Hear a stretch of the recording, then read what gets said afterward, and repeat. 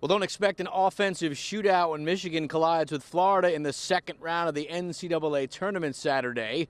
Like the Wolverines, the Gators are a team that prides themselves on their defense. Now, they're a little undersized compared to Michigan.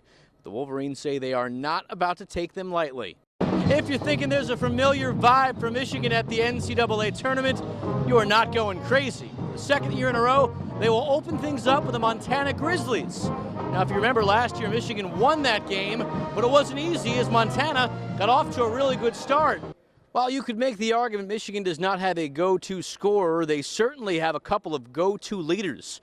One is Xavier Simpson, the other is Charles Matthews. Now, both have their own styles, but both are instrumental to Michigan's success.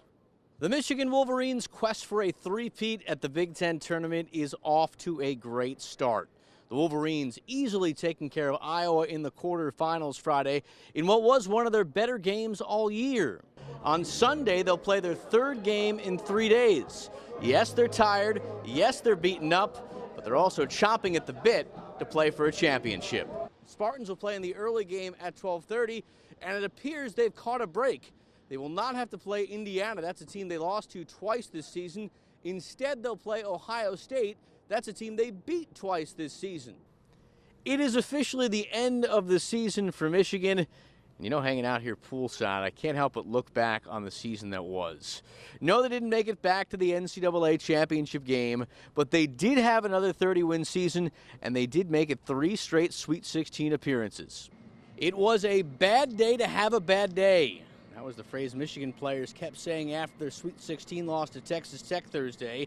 The Wolverines just completely baffled by the Red Raiders' defense, shooting just 1 of 19 from downtown and just 28% from the field for the game.